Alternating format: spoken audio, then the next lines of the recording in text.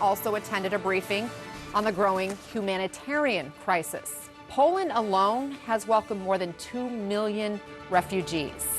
It is now day 30 of this war, and while numbers can't quantify the level of human misery, they can provide a glimpse. The United Nations says more than 1,000 civilians are now confirmed killed, but the UN concedes this is probably on the very low side, that number almost certainly higher. The UN also estimates that 3.7 million Ukrainians have fled this fighting in their country, and their measure is almost unimaginable here. Half of Ukraine's children are displaced. Senior NATO officials estimate a staggering 15,000 Russian soldiers have been killed by Ukrainian fighters who are both outmanned and outgunned. The international outrage has been united and motivated, essentially leaving Russia isolated from the world politically and economically. But the West is feeling the cost too. Its sanctions on Russian oil and natural gas have caused worldwide energy prices to soar. And Anna, those are the hard numbers. Now to the pictures, and I want you to watch carefully the top of your screen, as a matter of fact. Those are civilians lined up in a shopping mall parking lot for humanitarian aid. The Russian missile strike on them, killing 6, wounding 15. It is the latest example of civilians being hit, far from any military target. We're also getting our first look inside the Mariupol theater that was serving as a shelter when it was bombed 9 days ago. Ukrainian officials say at least 300 people were killed. Последствия обстрелов драмтеатра. Ракета попала прямо в центр драмтеатра. These are images of shell-shocked civilians evacuating the ruins. Ukraine says hundreds of people could still be missing. We're going to get straight to Phil Mattingly. He is in Warsaw covering President Joe Biden's trip. Also, our Fred Pleitgen is in Kyiv for us. Phil, we're going to start with you. It would be tough to overstate just how vitally important the president's visit is. Yeah, there's no question about it. And Don, it's not just in the near term or in the moment or just because of Ukraine. It's a bigger picture point. And I think it's a point the president tried to make himself earlier in his meetings in a town about an hour away from the Ukrainian border. He's currently flying back to Warsaw right now. He met with U.S. troops that are now in country. That total population of U.S. military forces in Eastern Europe has expanded over the course of the last 5 or 6 weeks as the U.S. has moved to step up deterrence and also reassure NATO allies in the region, Poland being one of those, sitting at about 100,000 right now. And the president making clear that he believes this is an inflection point, not just for Eastern Europe, not just for Europe generally, but for the entire world. And I think to some degree, Don, and we talked about this last night, you looked at yesterday as a diplomatic sprint, right? It was 3 different summits, 12 or so hours long of meetings, meeting with world leaders, trying to do as much as you possibly can in a very confined space of time. Today's about the marathon in terms of U.S. troop posture, NATO troop posture in Eastern Europe, given the new threat that Russia clearly poses, but also on the humanitarian side of things. More than 2 million refugees have streamed in to Poland alone. It's overwhelmed the country, even as welcoming as they have been, and that is part of the reason that President Biden was on the ground about an hour away from the border to receive a briefing about the humanitarian aid, the humanitarian conditions, just one day after pledging more than $1 billion from the U.S. on the humanitarian side and saying the U.S. would welcome up to 100,000 refugees. Now, the president is not crossing the border, or did not cross the border into Ukraine, something he said he wasn't thrilled with, but was basically told wasn't an option. Take a listen. Part of my disappointment is that I can't see it firsthand like I have in other places. They will not let me, understandably, I guess it, cross the border and take a look at what's going on in Ukraine. Those little babies, little children, and looking at mothers who you don't have to understand the language they speak. You just see in their eyes pain, and I mean literally pain, watching their children. I don't think there's anything worse for a parent than to see a child suffering. Donna, it was a vivid description. I think it's one that underscores the point the president made yesterday. The U.S. has an obligation to play a leadership role in the humanitarian side of things. There's an understanding of that. Yes, sanctions. Yes, diplomacy. Yes, military aid. Yes, force posture in Eastern Europe. But humanitarian aid and refugees, that was a focus today because it's an absolute necessity right now. Yeah, it's terrible for all of the people who are displaced, but especially hard for the children, and seeing those images. I mean, it's just horrific. Fred, listen, despite this Russian onslaught, Ukrainian officials say that they are mounting a successful counteroffensive outside of Kyiv. What are you learning? Yeah, that's exactly what they're saying, Don, and they say they are making some headway with that. Nevertheless, of course, Kyiv is still very much a city on a war footing. We're actually right in the city center, and you can see behind me here, there's actually a tank barrier that's right in the middle of the Ukrainian capital of Kyiv. As right now, you can really feel and hear the war pretty much at all hours here. We have, of course, the Russians saying that they hit a fuel depot. In fact, the biggest fuel depot that they say that the Ukrainians still have, with a Caliber cruise missile earlier today. And even as we've been standing outside here, we've heard air raid sirens pretty much constantly. We've also heard what we believe is some outgoing anti-aircraft fire coming from the Ukrainians as well. So you can obviously very much feel that this war continues to go on here in Ukraine. Nevertheless, the Ukrainians are saying they're making some headway in those areas to the northwest of the city and also towards the northeast of the city as well. With some of their forces, they're saying, trying to encircle some Russian troops. The U.S. actually believes that right now the Russians very much in a defensive posture, and at this point in time, at least for now, not making an effort to try and storm the capital, maybe because they're having logistical issues as well. But I just want to give you an idea of how central we actually are. If we pan over here, you can see we're actually right on the Maidan Square, on Independence Square, right in the city center. And if you want to talk about defiance, what they do here is they turn off a lot of the lights at night, Don, but that I Love Ukraine sign, that is still very much on, obviously saying that this city still stands strong and still is not going to give in to that invasion force that is still very much at the doors of the city, even as the Ukrainians say they are pushing them back. So right now, what you can feel here, and I think it's quite important, Don, is that you can feel that the folks here in the city, the people who are still here, many of them, of course, fled, they feel as though they have a little more room to breathe right now, because right now their forces are on the offensive, even though they understand it's still fragile and still very much a dangerous situation, Don. That sign representing the resolve of the Ukrainian people. They're definitely resolute. They do not want Russia and Vladimir Putin to take over their country. Thank you, Fred. Thank you, Phil. We'll check back in with you later. That's the latest from the region. Anna, I want to send it back to you in New York now. Thank you all for your hard work there on the ground to be our eyes and ears. And there's a lot to unpack in these latest developments. I want to bring in Susan Glasser, a CNN global affairs analyst and staff writer for The New Yorker, and Fred Kaplan, the national security columnist for Slate magazine, and Edward R. Murrow Fellow with the Council on Foreign Relations. He's also the author of this book, The Bomb, Presidents, Generals, and the Secret History of Nuclear War. Susan, let me start with you in the big picture here. 30 days now into this invasion. What's your assessment of where things stand right now? And are the U.S. and NATO doing enough to stop Putin? Well, it really is notable that a month in, you had Dmitry Peskov, the spokesman for Vladimir Putin, essentially admitting the other day that Putin has achieved none of his strategic objectives that he began the war with. You saw that report just now from Kyiv. The first few days of the war, right, we are all waking up to see if Kyiv still stood overnight. It's a very different picture right now. You have some reports from Moscow today suggesting that the Russians are pausing and perhaps refocusing their military campaign on the east of the country, on the Donbass, on the linking up the Crimean Peninsula with other parts of the east. And, that would represent a real retrenchment by Russia from its original almost messianic goals outlined by Vladimir Putin of denazifying a country that did not, of course, need denazification. So it's a really striking picture of lack of success so far by Russia, and definitively proving, I think, that Ukraine, beyond all of doubt, is an independent nation whose citizens are determined to resist. And still neither side is giving up. Fred, you recently wrote that this nightmarish stalemate won't end soon, and you call it a race to see which side crumbles first. How do you see this playing out?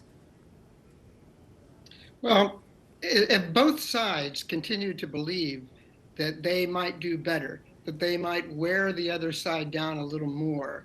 Ukraine is thinking the Russian tanks and troops will run out of fuel, run out of food.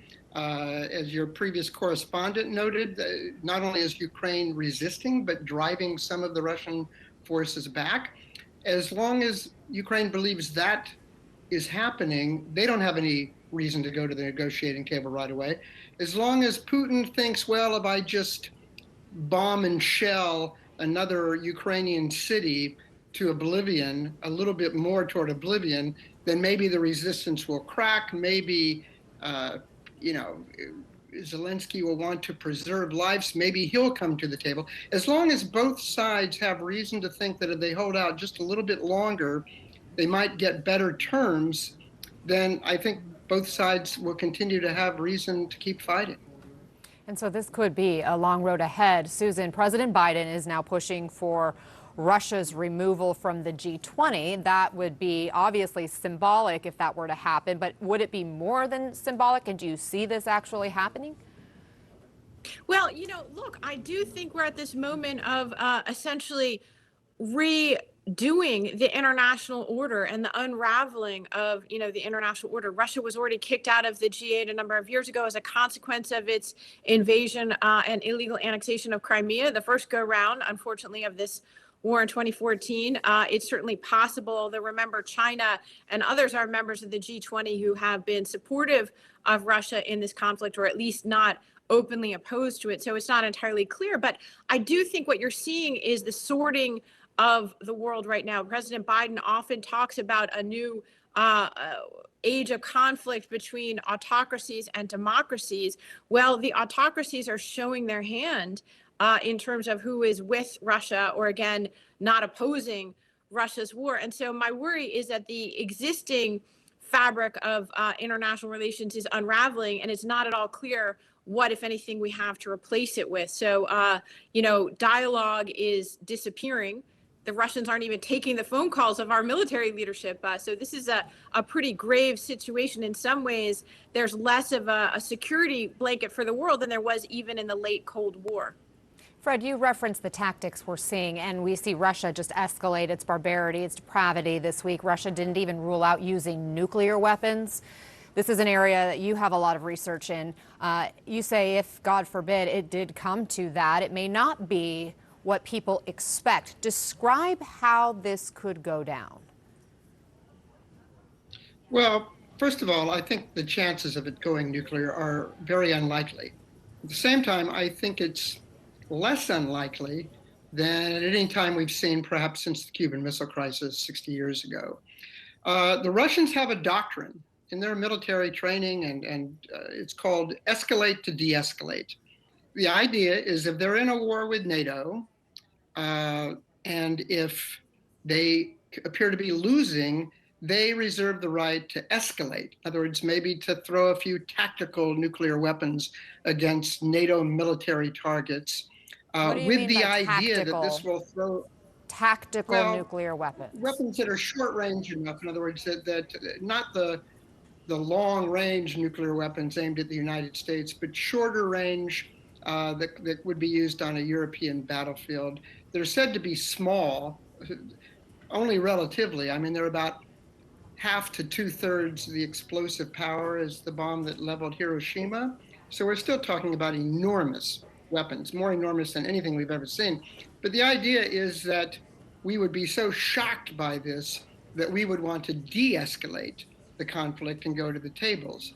Now, what happens if we didn't de-escalate? What if we wanted to match their escalation or even go more? The fact is, for all the tracts and books and seminars that have been written and conducted about nuclear strategy since Hiroshima, nobody really has the slightest idea what would happen after the first side uses nuclear weapons in a war zone.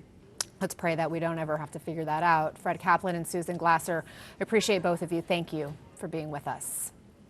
1,000 miles from the U.S. per day, that is 1,000 missiles per day from the U.S. That is what Ukraine wants as its forces try to retake more ground from Russian soldiers. We'll discuss with a member of Ukraine's parliament coming up. Plus, American oil execs are speaking out on why they're not trying to pump more oil as gas prices soar, and most of them are not blaming the government. That and more. Stay with us. You're live in the CNN Newsroom.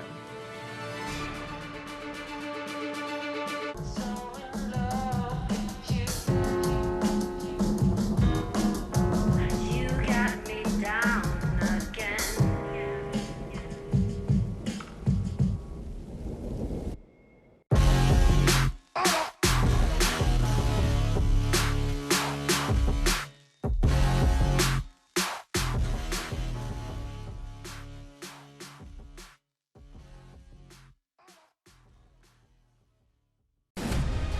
bringing together thought leaders and policymakers under the banner of diplomacy, dialogue, and diversity.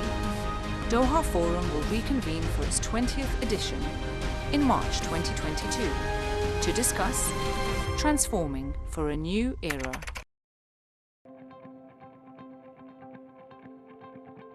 Thoughtful of the environment, passionate about growth, innovative in creating solutions that cherish the future. Now is the moment to discover Slovenia's green companies and the land of infinite business potential. Are you ready to meet them?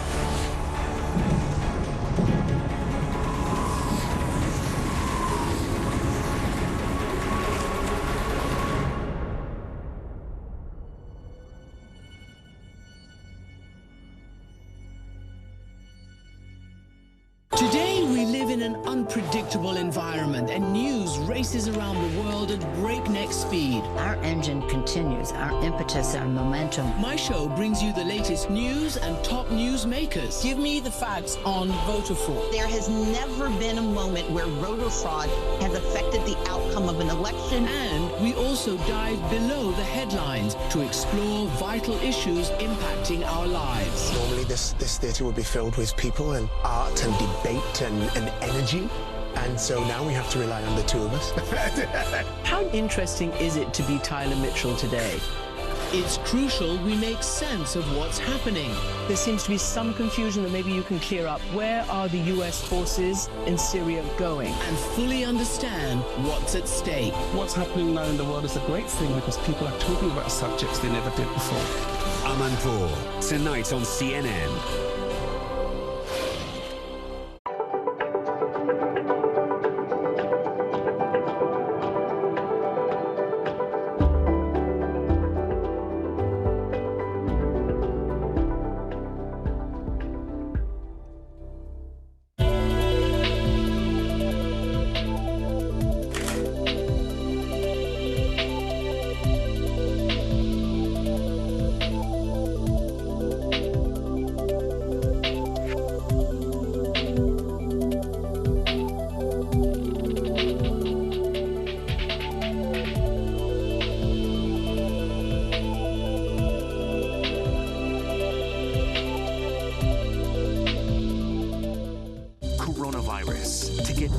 Updates in your inbox.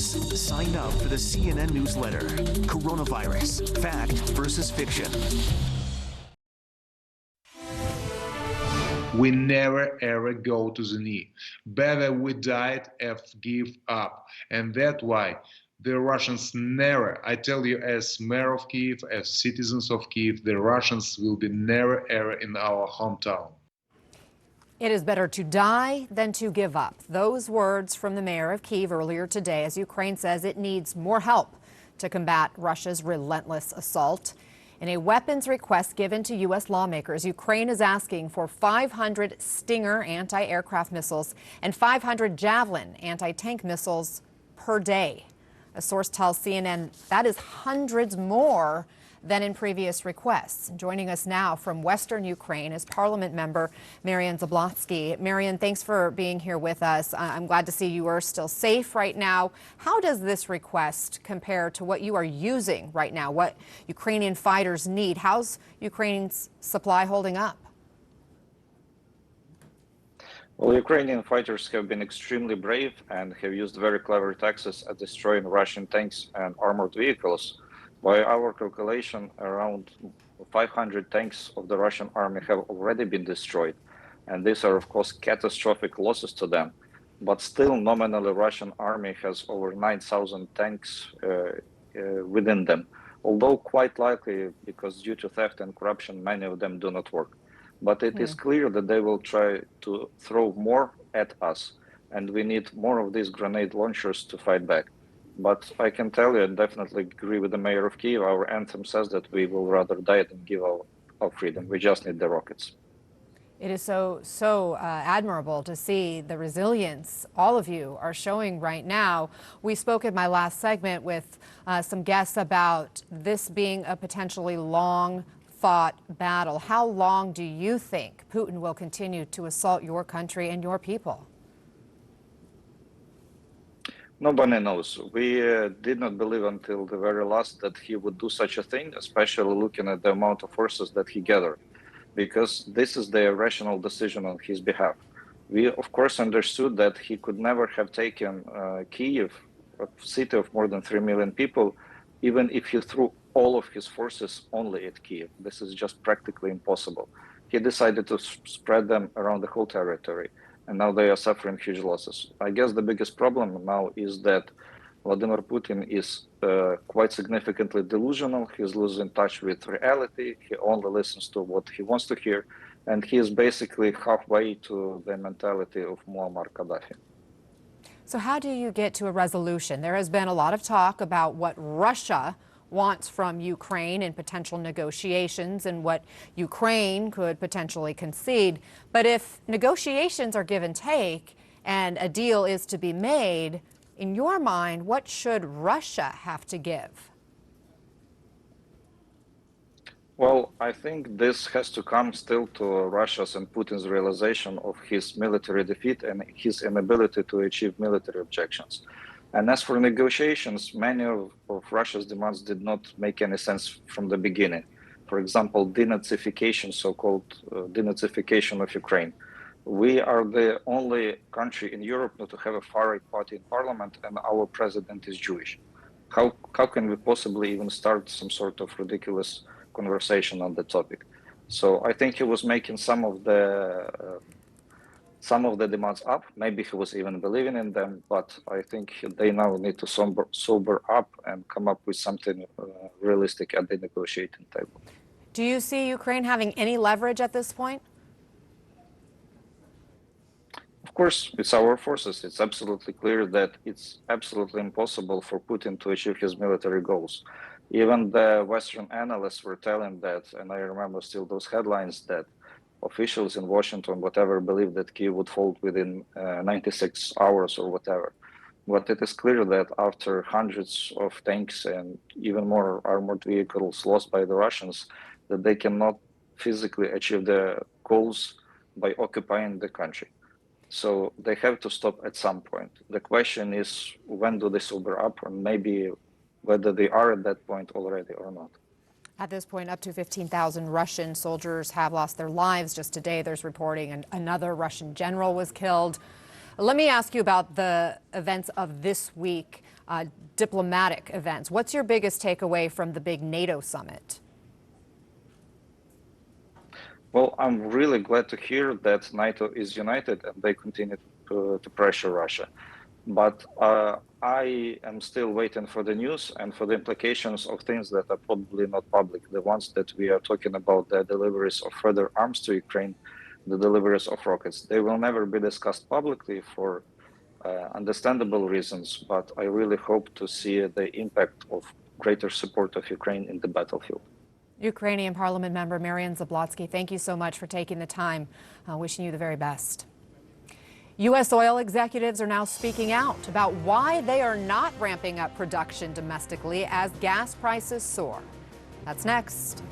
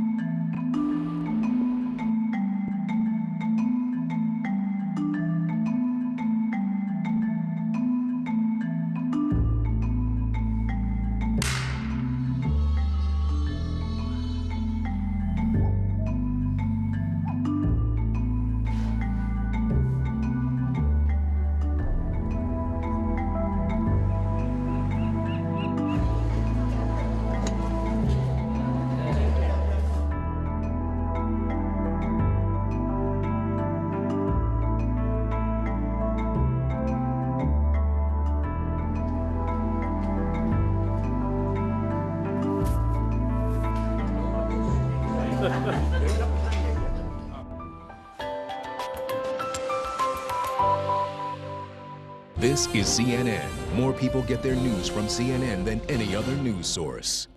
You can help the refugees from Ukraine. Join the over 70,000 who've already raised millions for food, shelter, and more. Explore cnn.com/impact.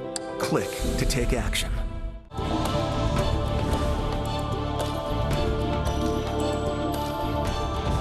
When you follow a story, you may be asked to take risks. And sometimes go down a path that's not marked. Where Iraqi troops would pre-position and these Americans would advise them. These protests are a test for Hamas. And any understanding between Israel and Gaza could quickly fall apart again. The protesters are just outside a military base. They're throwing rocks and security forces firing tear gas. When you dare to take risks, you witness passion and persistence. And they just want to get their past be processed so they can get out of this facility. And that's where change happens. The one thing they have in common is a determination to keep going. No holds barred. Out front tonight, hypocrite in chief. So let me just put it to you straight, Senator. Senate Democrats, they're getting their butts kicked. No nonsense. Are you simply shooting the messenger because you don't like the message? Facts first. How stupid do you think we are? Allies in Washington are covering for him, and they shouldn't get away with it. Because getting to the truth matters. The Washington Post went and confirmed the date of that hearing. So you're telling me unless I go back in right. the time capsule, you're not going to believe it. Aaron Burnett out front. Weeknights on CNN.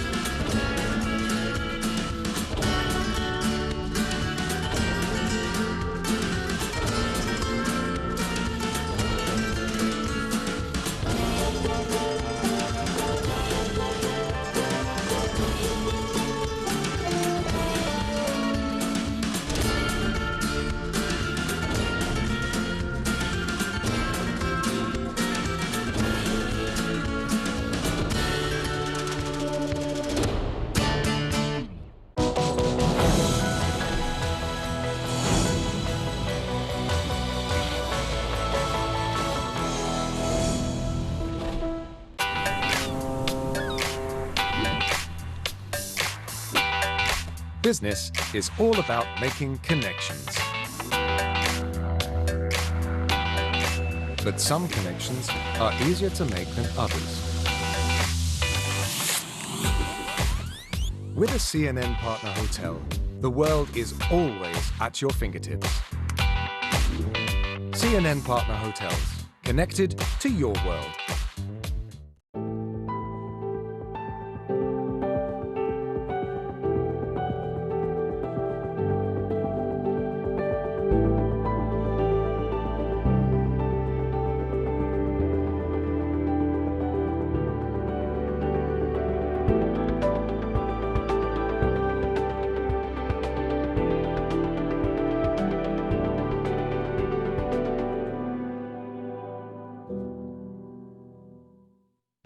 I'm Polo Sandoval in Bogota, Colombia, and this is CNN.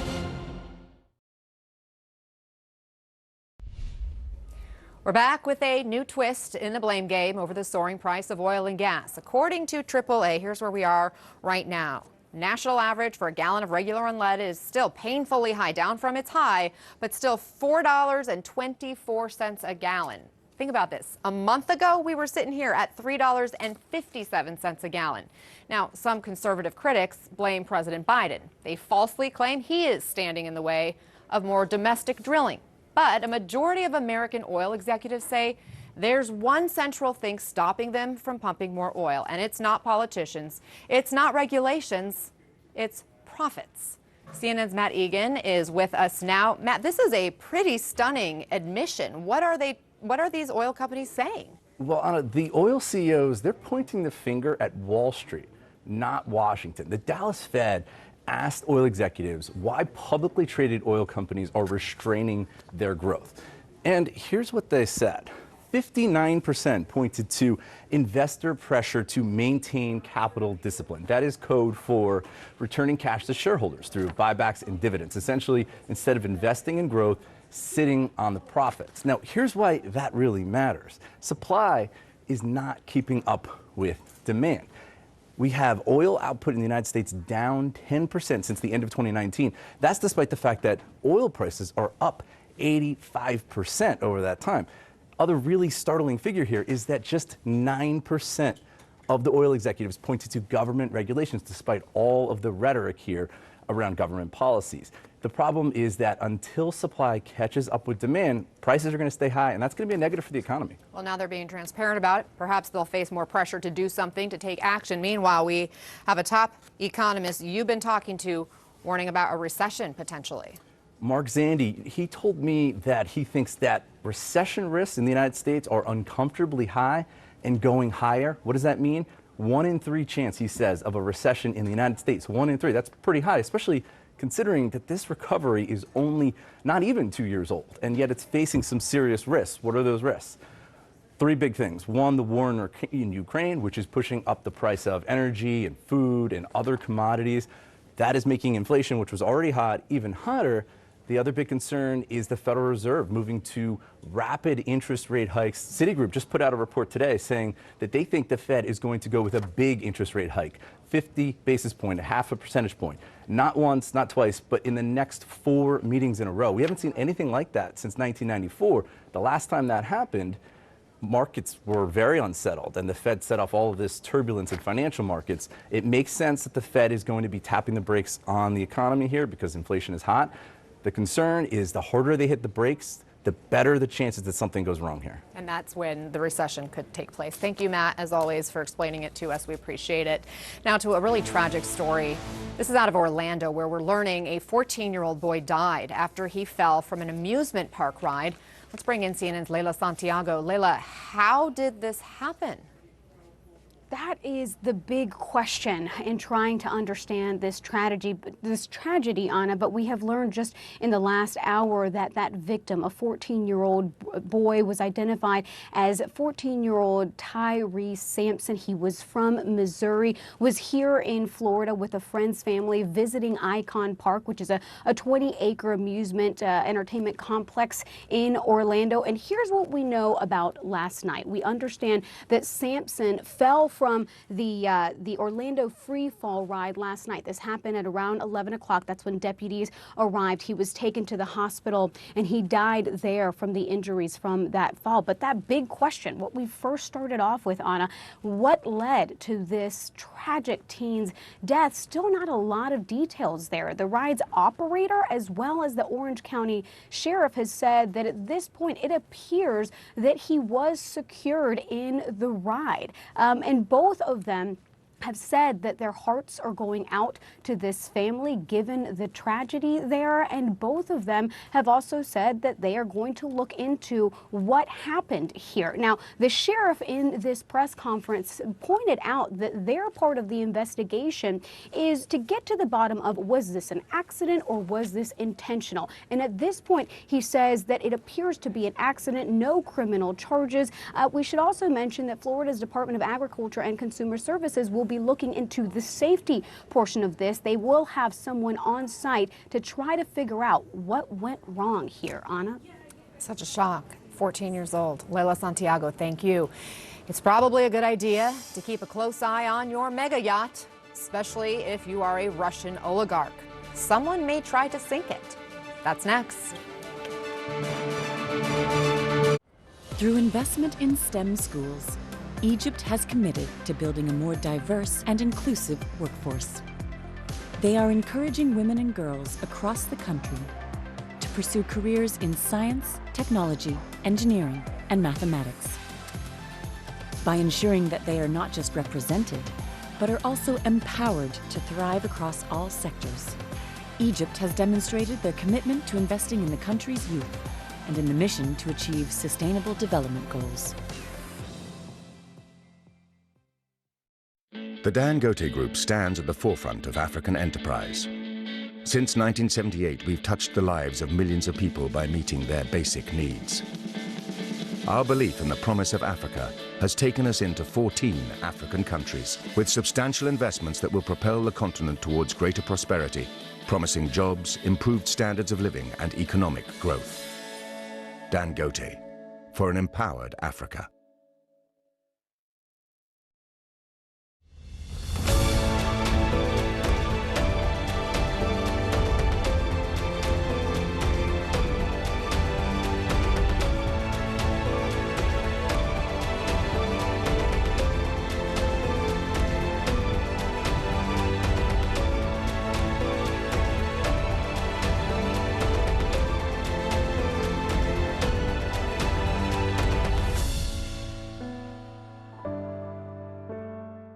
This is the result of one single blast. 3.3 million Ukrainians have now fled this country. You don't have to go far to find a family who has been displaced. We just heard an air raid siren ring out. We run down for cover. It is hard to imagine life returning here. In Kiev, Dnipro, Poland. This is CNN.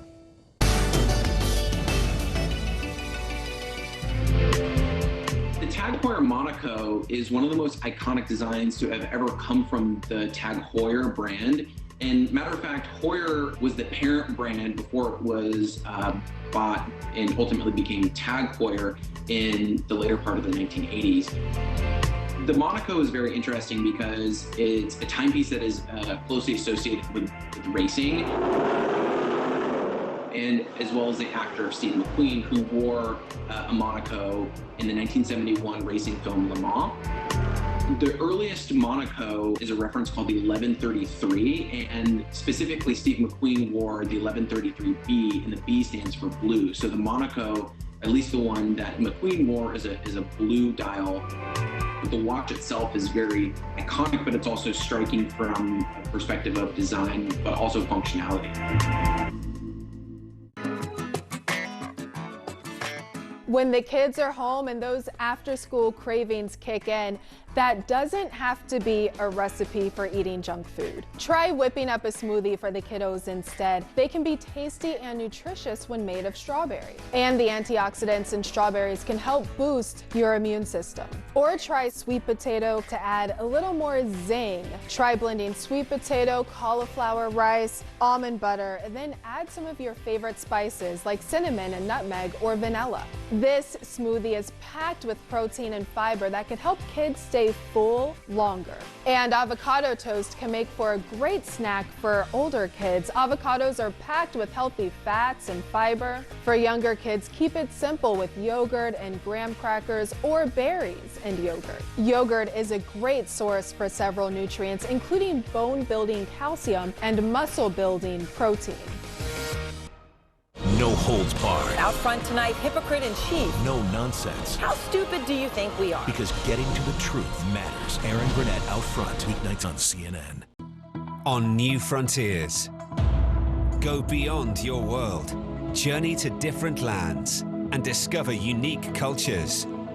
Uncover bold stories about business, innovation, and hidden gems.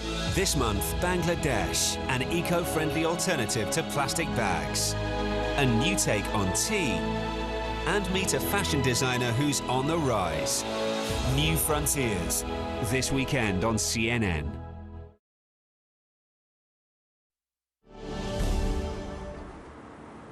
The unprecedented sanctions targeting Russian President Vladimir Putin and his ultra-wealthy associates are designed to pressure him into stopping the war. Targets include luxury yachts owned by oligarchs loyal to Putin. CNN senior investigative correspondent Drew Griffin reports on one nautical engineer and his effort to sink the oligarchs and save Ukraine. Taras Ostapchuk, a 55-year-old nautical engineer, says he spent the past 10 years serving on the Lady Anastasia, an aging luxury yacht sailing the Mediterranean. We had a crew of 9 people, including a chef and a waiter. He says the yacht's current owner and only user is Alexander Mikheev, a sanctioned Putin-connected oligarch and the CEO of a major Russian state-run company that rakes in tens of billions of dollars selling munitions everything from weapons to ammo to aircraft. Yacht engineer Ostapchuk went from cruising in oligarch luxury to a bunker in Ukraine. Can we stop it? Our interview just began, stopped by an alert of an incoming Russian attack. Okay, sorry. See you next time. Bye-bye. His life changed in late February when the yacht was docked in Spain and Russia invaded his home country. Welcome back. Thank you. Nice to meet you again. So good to see you, my friend. Yeah, I am safety. Safe once again. Ostapchuk explained he was spurred to action when he saw this image of a Russian military strike on an apartment building in his hometown of Kyiv. My war is started. Yes. At that moment, he knew he had to do something to retaliate. Sink the Lady Anastasia. Water began to fill up the engine room and the crew space. After that, there were 3 crew members left on board. I announced that the boat was sinking and that they should leave the ship. I did this on my own. The other crew members, also Ukrainian, didn't want to risk their own jobs, he said. Instead, they sounded the alarm, called authorities. He was arrested and the Anastasia staved, although damaged.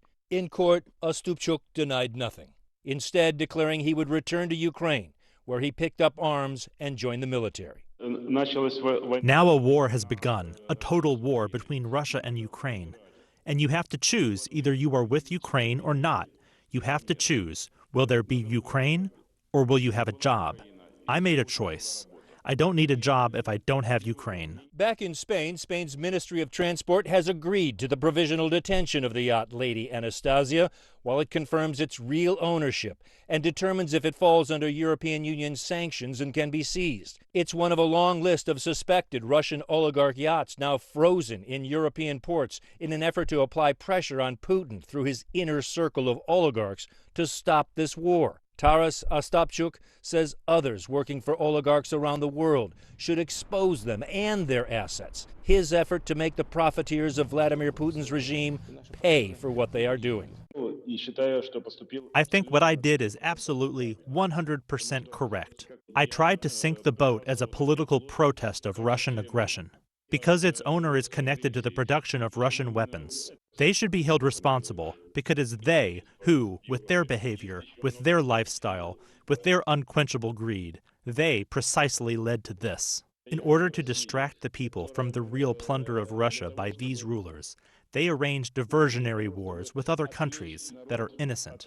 Is there any message that you would like the people of the United States to know right now? Help us, please. Send guns to Ukraine, please. We must stop it, this war. We must win. Don, Taras Ostapchuk has no doubt that the military equipment made by the Russian defense firm linked to his former boss is right now killing civilians in Ukraine. It is why he did what he did. As for that yacht and its likely owner, we got a cynical response from the Russian defense firm saying it never comments on the personal lives of its employees or their property. Don? All right, Drew Griffin, thank you very much. Appreciate that. And we'll be right back.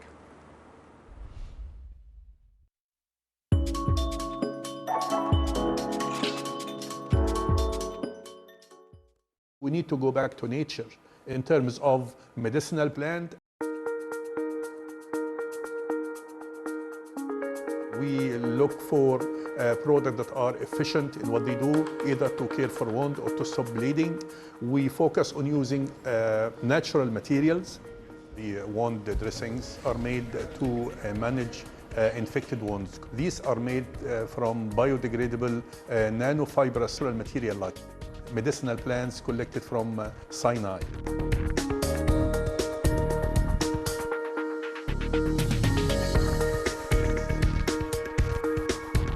We prepare the nanofibers, and then we also add the antibacterial material, and this may include extract from medicinal plant. These have strong antibacterial activities. We collect the nanofibers on a cloth like this, and you can see these are very thin material, which is essentially the nanofibrous wound dressing.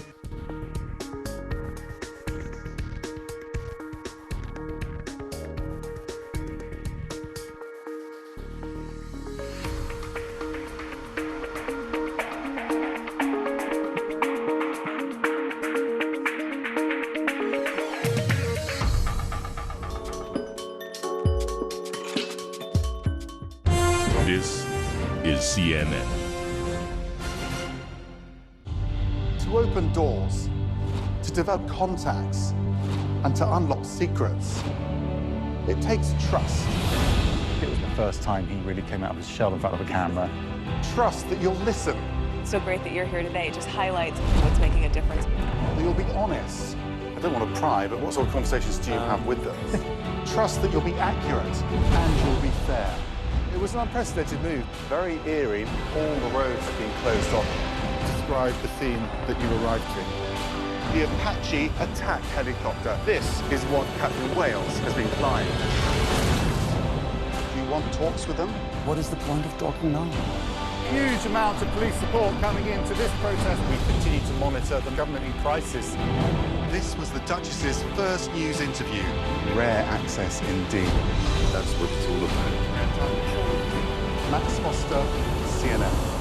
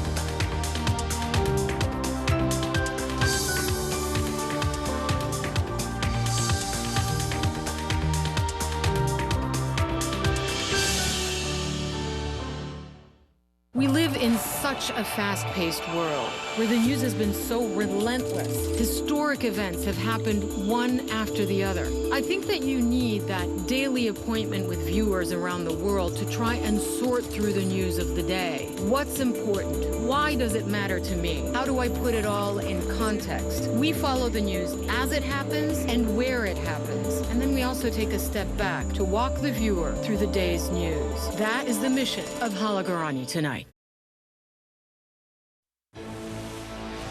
Supreme Court Justice Clarence Thomas has been released from the hospital 1 week after he was admitted with what were described as flu-like symptoms.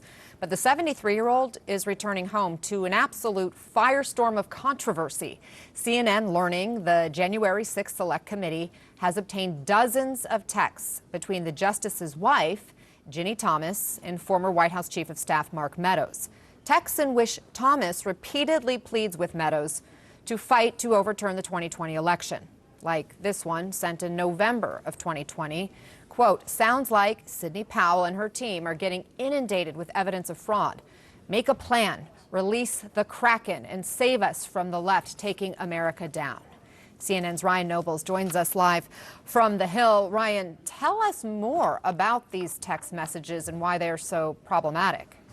Well, the big problem could be for the sitting Supreme Court Justice Clarence Thomas. There's no real evidence right now that these text messages are a central part of the January 6th investigation. At this point, there is no signal that Ginny Thomas will be brought in front of the committee or be asked to testify either through voluntary means or through a subpoena. But what we see in these text messages is Ginny Thomas, the wife of a sitting Supreme Court Justice, discussing legal theory with the most important person in the White House outside of the president himself. Take a look at what she said to Mark Meadows on November 10th. Ginny, help this great president stand firm, Mark. The majority knows that Biden and the left is attempting the greatest heist of our history. And Meadows responds, I will stand firm. We will fight until there is no fight left. Our country is too precious to give up on. Thanks for all you do. Now, the text messages that we have seen, there are 29 in total that are in possession of the January 6th Select Committee. This may not be the sum total modal of communication between Meadows and Thomas. This is just what Meadows himself turned over to the committee during that small period of time when he was voluntarily cooperating with the committee. And there was even a conversation between the two of them after the events of January 6th. Remember, Thomas was at the Ellipse during that rally that took place outside the White House, but left early. She never came here to the Capitol, but she told Meadows this: "We are living through what feels like the end of America. Most of us are disgusted by the VP and are in a listening mode to see where to fight with our teams. Those who attack the Capitol are not representative of our great teams of patriots for DJT. Amazing times, the end of liberty." Anna, this leading to calls for Justice Thomas to recuse himself for anything related to the January 6th committee. Anna? Ryan Nobles, thank you for your reporting. Let's bring in CNN senior legal analyst and former federal prosecutor Elie Honig. And Elie, a lot of layers here. We'll get to potential conflicts of interest and Justice Thomas. But first, do you expect Ginni Thomas to be hearing from the January 6th committee, and could she be in any legal trouble? Well, she absolutely should hear from the committee, Anna, and here's why. Because now we know that Ginni Thomas is a witness. It has already been well known publicly that Ginni Thomas has some extreme, maybe even extremist political views. That's fine. But these texts show us that Ginni Thomas was urging a very powerful person, the former chief of staff, to take specific action in order to try to overturn this election. So if I'm investigating this, I have plenty of questions for Ginni Thomas. Did you speak with Mark Meadows other than these texts? Did you communicate with other powerful office holders about this? So she should be hearing from investigators. I want to know, did she talk to her husband? The Thomases refer to each other as best friends. So could the committee seek to ask Justice Thomas if his wife discussed these conversations with him? Well, that's tricky, Anna, because there is something called the spousal privilege, meaning that conversations between husband and wife, spouse and spouse, are generally privileged if one or both of the spouses says, I don't want to disclose that. On the other hand, there is a sort of obscure legal argument that Congress is not bound by that privilege or any other privilege. On the other hand, I think as a practical and political matter, I don't think the committee is going to go into those conversations. I think it's seen as politically dicey. Well, not every spouse is a Supreme Court justice, right? Should Justice Thomas have recused himself from cases involving January 6th? Absolutely, yes. Here's the way the issue lines up. Anytime a judge at any level has some sort of direct or indirect personal, financial, familial interest in a case, they ought to think hard about recusing, meaning removing themselves from a case. We see that. Justices of the Supreme Court on both sides of the ideological spectrum have done that in recent years. Clarence Thomas himself has done this over 24 times in his career. In fact, there was a case in 1996 involving VMI, the Virginia Military Institute, where Clarence Thomas's son was a student, and Justice Thomas did the right thing. He said, I'm out of this case. And so if he's going to recuse there, I think there's a very strong argument that he should recuse here. And by the way, it doesn't matter if Justice Thomas and Ginni Thomas are plotting over the breakfast table. No one's accusing them of that. But the appearance here is very bad. It's very damaging to the Supreme Court's institutional standing. So now that Justice Thomas is out of the hospital, we're glad to hear that, should he have to give a public response to this controversy? Well, I think we want to be respectful, obviously, of somebody's health situation. But ultimately, here's the thing. You cannot compel a Supreme Court justice to recuse himself or herself. Lower federal court judges have a rule book that tells them when they have to recuse. Supreme Court justices here tend to be somewhat above the law, and so there's no mechanism to compel Justice Thomas to explain himself. He ought to do so, but there's nobody who can force him to do that. Elie Honig, it's good to see you. Thank you for explaining all that to us. All right. And that does it for us today. Thank you so much for being with us. I'll see you back here on Monday. I hope you have a wonderful weekend. Remember, you can always find me on Twitter @Ana Cabrera. Our coverage continues right after a quick break. Stay right there.